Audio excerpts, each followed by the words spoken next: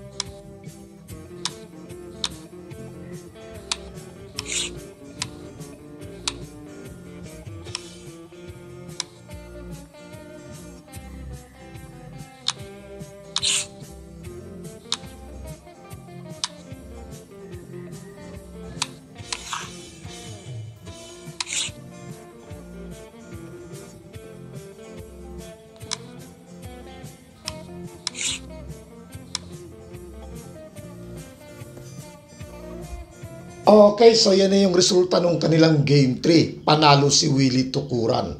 Okay, so tapos na yung portion para sa mga viewers na ayaw ng daldalan. Pakita ko na yung kanilang labanan. Ngayon naman, daldalan na. Nakaka-boring na to kasi wala ng dama. Kaya yung mga viewers na ayaw ng daldalan, pwede nang lumipat ng ibang channel.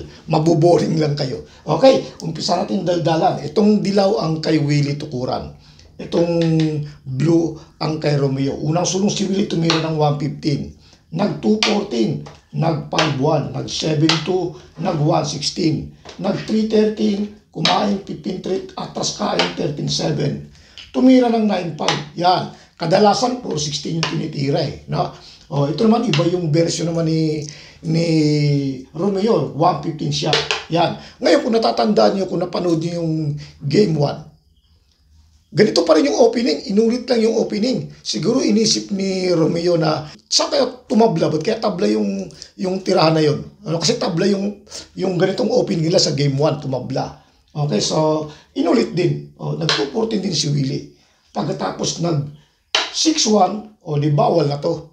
Kasi lansi yan eh. Dahil pag ginanon yan, papakain lang to. Yan, tapos sakay gaganon. Okay, balik ko lang ha. Okay, so hindi maitira itong toto. Kaya ginawa ng 16-13. Ngayon, kung igagano naman yan, malamang gaganyan yan, 4-16. Para pag nagpakain ng dalawa, makaka-atras to, maluwag. No? Okay, balik ko lang ha. Kaya ang ginawa, hindi mo na sumayang. Inuna mo na to. Yan, para hindi makapagpatras. Di ngayon, hindi pa rin to pwede. Lansi rin to. Ganun pa rin, papakain to. Okay, ang ginawa, 7-2 muna. Yan. Ngayon, kung halimbawa nag-116 kagad, mauulit yung game 1. Baka dito mananalo siya. Kasi yung game 1, nauwi sa puzzle eh. No? Siguro, baka manalo na si Willie dito pag naulit-uli yun. Pwede niya nang igaganon. Dahil pag sayang, mauulit yun. Kaya ngayon ang ginawa, hindi mo na ito nilagay. Ginawa dito muna. Timing muna ng 314. Di hindi nga ito maitira, no? Yung dalawang yan, kahit na ito, hindi maitira. Kasi tatatluin, may ganyan, no? Balik ko lang, ha? Kaya ang ginawa, tinira to, nag-313, umatras muna. Yan. Tapos gumanon.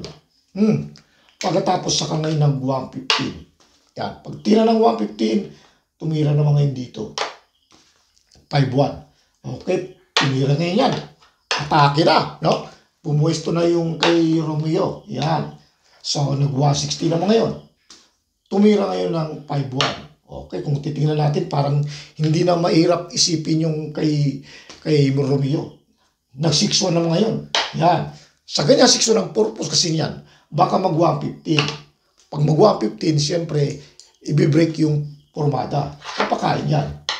Ganyan ang mangyayari. Hindi naman, pag ito kasi pinangkain, lalamang yung dilaw, lalamang kay Willie. Kasi pag atras ng ganun, gaganon, sasayangin. 1, 2, 3, tatlo yung pang-atake. Dalawa lang doon. Malulugi ng isa. Ha? Okay, balik ko lang ha. Okay. So, ganyan. Kaya pagka ginawa yan, luluwag yan. Kasi pag pinakain to, ito ang malamang na pangkakain. Yan. Dadalawa. Di mamimili siya. Marami na siyang pwedeng gawin. Kung sasayangin, dito sayangin o padadalawahin. No? Pero hindi ginawa. Ayaw masira yung pormada. Okay, balik ko lang ha. Yan. Siguro ayaw masira yung atake niya. Kaya ginawa, nag-9-5 lang siya. Yan. Para hindi pwedeng makapag 7-3. Kasi kitang-kita naman. Papasok doon. Okay? So, ang ginawa, pinakainan kagad. Ayan.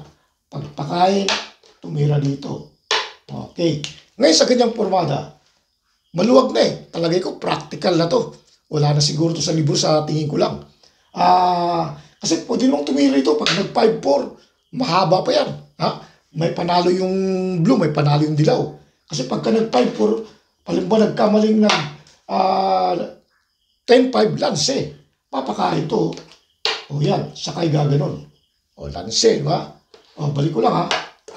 Okay. Kung halimbawa naman, ito ang tinira, ganun pa rin, lanse. Papakain to, tapos gaganon. No? Okay, balik ko lang ha. Pero siguro dahil mababaw lang yung lanse, kaya hindi ginawa yung pagganon. Baka mamaya mag-iba pa. Okay, so ang ginawa ngayon, sinayang to. Yan. Pag sayang, ginawa nito. Nakaposition pa rin. Atake pa rin yung position ng blue. Okay, bumalik dyan. Tumira dyan.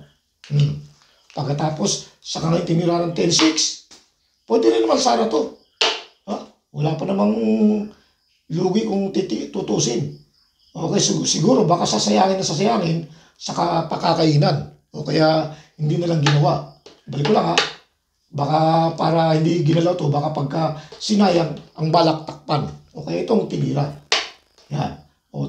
Nag-460 naman. Dahil siguro ang balak pagka tinira to, igagano naman siya. Okay, balik ko lang ha. Ang ginawa, pinakainom kagad. Pagkain dito, yan, ganyan. Di atake pa rin ang posisyon ng blue. So ang ginawa naman, binarate, no? Pinakainan dito, pagkatapos pinadalawahan dyan. Yan. Kumain dito, gumanon. Okay. So inabangay kasi pagka nakapasok yan dito, parang real dito pagka nandyan yung ganyang pormada. No? Dahil may reserva kang tira isa pa gano'n, no? Okay, so ang ginawa, inunahan na. Yan. Nag-70 naman. Yan, maraming pwedeng itira. Kung halimbawa mag-115, pwedeng pakain, lamang din. No? Pwede rin ganito ang gagawin. Yan, ganyan. Okay, pagka ganyan naman ang ginawa, siyempre hindi ka makakasayang kasi sasabayan ka dito. Lugi. Balik ko lang ha. Ngayon, pagka sumayang ka dito, dito ka naman yung sasabayan. Kakain ka ng dalawa, kakain ng isang tatlo, dama na. No? Okay, balik ko lang ha. Okay, so kung dito ka naman titira, di ganun pa rin, may sayang pa rin. Delikado. Kahit dito, ganun pa rin, sasayangin ka agad. Okay, balik ko lang. Ngayon, kung sakali naman dito, iniisip niya na baka sakali makatabla, siyempre kung sasayangin, tatabla talaga yan. Kasi gaganon lang yan. Pagkakain ng dalawa, saka ilalagay ito dito. Makakapunta na rito. Tatabla. Balik ko lang ha. So, hindi ganun ang gagawin. Huwag to. Ito ang mas maganda. Yan. Para kapag ginanon, kakain ka rin dama, kakain siya ng dalawa, wala na, hindi na makakatawid yung tatlo. Okay, balik ko lang ha. Okay. So, yan na yung resulta. Ang ginawa ni Romeo ito, tinira niya. O di kontrolado to. Hindi ngayon tuloy ito maitira. Okay, so ang ginawa, ito naman ngayon ang tinira. Yan. Ngayon, kung sakaling gumanyan, tapos gumanyan, o di siyempre, pupunta lang yan dyan. Pagkakain dyan, dadama. O di, hindi na makakatawid to. Okay, balik ko lang ha. Okay. Kaya ang ginawa ng 116 muna. Pag tira ng 116, tinira to. 8-3. Wala namang pwedeng ibang itira. Alam nga naman yung gagawin, simple sasabayan yan dito. Balik ko lang ha. Di ang ginawa, tinira to. Okay, saka naman to iniwas. Kaya lamang sa posisyon. Okay, sa ganyang formada, pinakain to. Di siyempre, dahil maluwag dito, tinira dito. Pumasok naman doon, siyempre, lugi na siya ng isa. Pag tira ng 3, pagka gumanon yan, talo na yan, siyempre, sasabay lang yan dito. Makakain ng dalawa. Ito, mamamatay ito, hindi, hanggang dito lang siya, hanggang dama lang. Balik ko lang ha. Okay, kaya, ang ginawa, tinira mo na to. Ngayon, ginano naman. Kaya hindi pa rin pwedeng dumama kagad dahil mamamatay. Kapag kasinayang dito, gaganon din lang. Ito, patay din to kung idadama niya. Balik ko lang ha. So, dalawa na lang yung choice niya. Yung mag-sacrifice. Hindi naman pwedeng sacrifice to. Dahil pag sinacrifice yan, walang pagdadamahan, patay pa rin. Magiging 1-4 yan.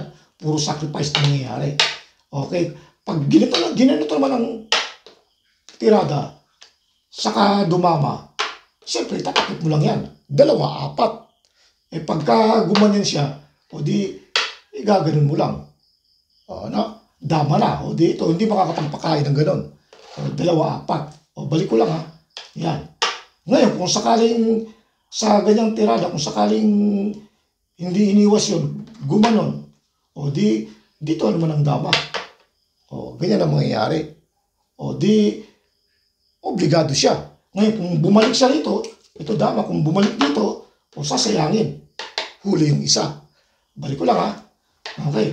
Kung gumano naman, patay ang dama. Gagano naman. Balik ko lang ha. Kung umiwas naman siya dito, gagano naman yan. Dama tong dalawang to eh. Kuha yung isa. Okay. Siyempre, iiwas yan. Pag iwas, di papakain na to. Yung isang dama. Pagkatapos, saka naman ngayon to ipapakain to. Yan. Patay ang dama. Dama to eh. Tapos papakain. Okay. So, ganun ang naging resulta ng kanilang laban. Okay, balik. Iayos ko lang ha. Okay. So, dyan yung forma ng kanilang laban. Idali natin sa actual. Tinira dito, gumanon. Tinira dito, tinira dyan. Gumanyan, tinira doon. Pinakain to, gumanyan. Tinira dyan, dito na. Pagkatapos gumanon, saka tinira dyan. So, sa akto na laban, ito pinakita na natin to kung ano mangyayari. Sa akto na laban, ito yung tinira. Diyan siya nag-sacrifice. Gumanon. Pagkatapos, saka naman ngayon dinama. Yan. Sinabayan naman dito.